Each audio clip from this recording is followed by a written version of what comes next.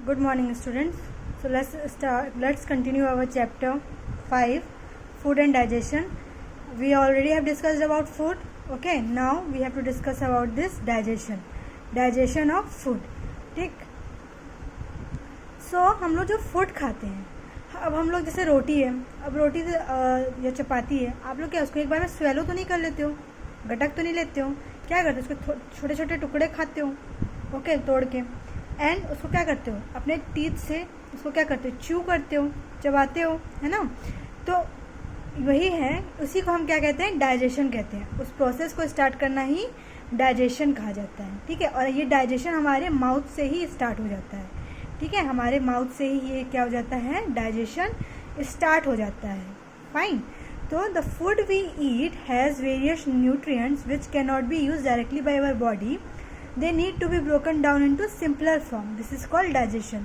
तो हम जो वेरियस टाइप के न्यूट्रिएंट्स खाते हैं वो डायरेक्टली हमारी बॉडी में नहीं जा सकते, ठीक है। तो उसको क्या करना, उसको सिंपलर फॉर्म में ब्रेक करना जरूरी है, और उसी सिंपलर फॉर्म को ब्रेक करने की जो प्रोसेस है उसको हम डाइजेशन कहते हैं। The small food pieces dissolve in the water present in our blood. The blood takes them to all the cells of the body.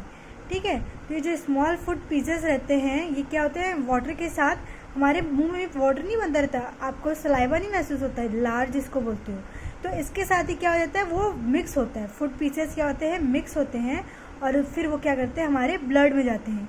फिर ये ब्लड क्या करता है, ये इस चीज़ों को, न्यूट्रिएंट्स को क्या करता है हमारे बॉडी के डिफरेंट सेल्स में भेजता है।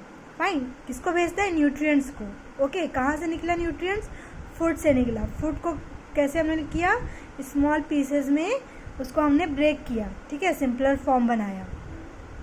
फाइन। तो मैंने क्या बताया कि हमारे माउथ से ही डाइजेशन स्टार्ट होता है। ऐसा नहीं कि डाइजेशन आपके पेट में जाके स्टार्ट होता है, नो, आपके स्टमक में नहीं स्टार्ट होता है, ये आपके माउथ से ही स्टार्ट होने लगता है। सबसे पहले हम जब खाना खाते हैं तो हम क्या करते हैं, सबसे पहले हम उसको च्यू करते हैं, ठीक है, अपने दांतों से च्यू करते हैं। देन फिर हम क्या करते हैं, वो हमारे सलाइवा, हमारे मुंह में जो लार बनती है उसमें वो घिलता है, ठीक है। अगर वो सलाइवा नहीं बनेगा, लार नहीं बनेगी, तो हमारे गले में नहीं जा सकता, क्योंकि वो फूड क्या होता है, तो हार्ड रहता है। जैसे रोटी वगैरह आपकी क्या रहती है, हार्ड रहती है, तो क्या आपके मुंह में चली जाएगी, आसानी से नहीं जा सकती। तो इसलिए क्या होता है, सलाइवा मिक्स होता है, वो सलाइवा के कारण ही आपके गले में, ये देखिए आपके गले में यहाँ पे आसानी से जा पाता है फूड, ओके, ये फूड पाइप में। अब चलिए डिस्कस करते हैं पार्ट्स ऑफ डाइजेस्टिव सिस्टम। सबसे पहले माउथ। अब माउथ में कौन कौन से डाइजेस्टिव ऑर्गन्स है इसमें, तो देखिए टंग, ठीक, टीथ एंड सलाइवरी ग्लैंड। टंग क्या करती है, आपका टेस्ट बताती है, ठीक है, डिफरेंट टाइप्स ऑफ टेस्ट बताती है कि स्वीट है वो फूड, कि बिटर है, कि सॉल्टी है, ठीक है, इस तरह का बताती है। टीथ क्या करती है, उसको ब्रेक करती है फूड को। और सलाइवरी ग्लैंड क्या करती है, वही आपकी लार बनाती है, ठीक है, सलाइवा बनाती है, ठीक है। यह आपका क्या है, डाइजेस्टिव सिस्टम है, ठीक है। आपके माउथ में आपको अभी यहाँ पे ये प्रेजेंट है माउथ में, tongue, teeth and salivary gland. Then हम आगे देखते हैं oesophagus, that is food pipe, ठीक है। इसोफेगस क्या है, अब यहाँ पे देखिए, it is a narrow tube that connects the mouth to the stomach, from the mouth to the stomach, from the mouth food passes into the food pipe and then into the stomach, ठीक है। तो क्या होता है, ये एक narrow tube है, आप देख सकते हैं, नैरो यानी पतली सी ट्यूब है। ये हमारे माउथ से जो खाना जाता है वो इसके थ्रू होते हुए हमारे स्टमक में जाता है, ठीक है, हमारे इसोफेगस से पास होते हुए हमारे स्टमक में जाता है, ओके। फिर आपका स्टमक। अब स्टमक क्या है, द स्टमक मसल्स, स्टमक यानी आपका पेट को बोलते हैं स्टमक, ओके।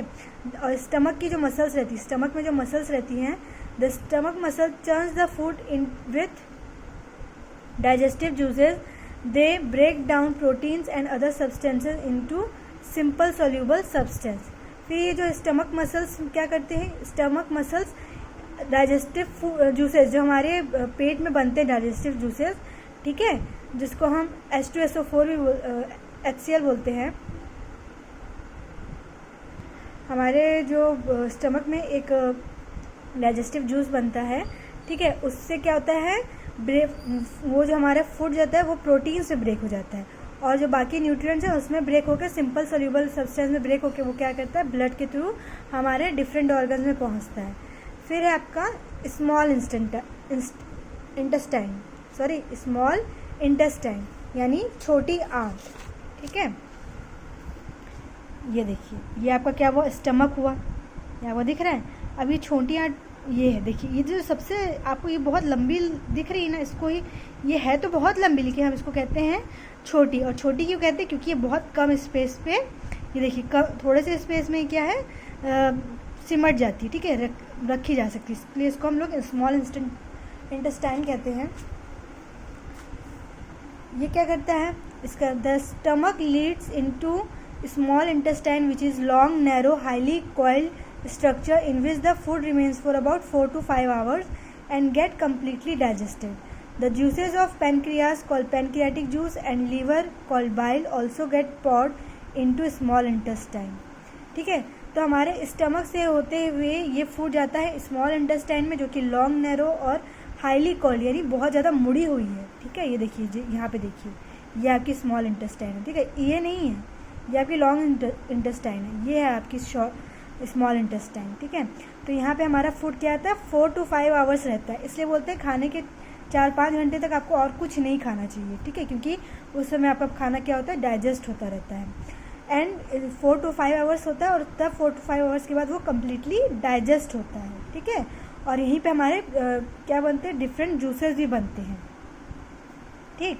फिर है बाइल, जो कि है आपका पैनक्रियाटिक जूस और बाइल जूस, ठीक। Bile helps in digestion of fats and pancreatic juice helps in the digestion of proteins, starch and fat. तो ये जो बाइल जूस जो बनता है वो हमारे फैट्स को डाइजेस्ट करने में हेल्प करता है, ठीक है। जो फैट्स है उसको डाइजेस्ट करने में हेल्प करेगा, और जो पैनक्रियाटिक जूस रहेगा वो प्रोटीन्स, स्टार्च एंड फैट्स को डाइजेस्ट करने में हेल्प करता है। The walls of the small intestine have blood vessels which absorb the nutrients from blood. और इसी आपके जो स्मॉल इंटेस्टाइन है, इसी में ही क्या रहती है, ब्लड वेसल्स रहती हैं, जो कि आपके जो फूड से न्यूट्रिएंट्स को क्या करती हैं, एब्जॉर्ब करती हैं, ओके। एब्जॉर्ब यानी सोख लेती हैं, उसमें से जैसे न्यूट्रिएंट्स हैं, इस पेन में से न्यूट्रिएंट्स हैं, ये फूड है आपका जो भी ब्रेक हुआ और बना, अब इसमें से ये इसको ले ली, ठीक है। स्मॉल इंटेस्टाइन में जो ब्लड वेसल्स है वो उसको ले ली, ठीक है, एब्जॉर्ब कर ली, और एब्जॉर्ब करके क्या करी, डिफरेंट ऑर्गन्स में इसको फिर ट्रांसफ़र करती है, okay. Last is large intestine. The undigested food contains roughage and water. If it then moves into large intestine, water gets absorbed by the walls. The waste that remains is stored in the large intestine until it is thrown out from the anus. ये large intestine क्या करती है, जो undigested food होते हैं, ठीक है, जो अनडाइजेस्टेड फूड होते हैं जैसे कि रफेज और वाटर, ये सब किस में चले जाते हैं, फिर ये लार्ज इंटेस्टाइन में, ठीक है। और फिर क्या होता है, water gets absorb by the wall. ये जो वाटर है तो इस वॉल में क्या हो जाता है, एब्जॉर्ब हो जाता है। The waste that remains is stored in the large intestine until it is thrown out from the anus. तो ये तब तक इधर ही रहेगा आपके लार्ज इंटेस्टाइन में ही, ये जो वेस्ट फूड रहेगा, ठीक है, वेस्ट मटेरियल जो है वो आपके लार्ज इंटेस्टाइन में तब तक रहेगा जब तक कि वो आपके एनस से निकल नहीं जाता, ओके। आपके जो एनस से जब तक वो निकल नहीं जाता तब तक ये आपके लार्ज इंटेस्टाइन में रहता है। फाइन, आपकी बॉडी एक्सक्रीट करती है ना वेस्ट प्रोडक्ट को, तो वही बता रहा है, ओके।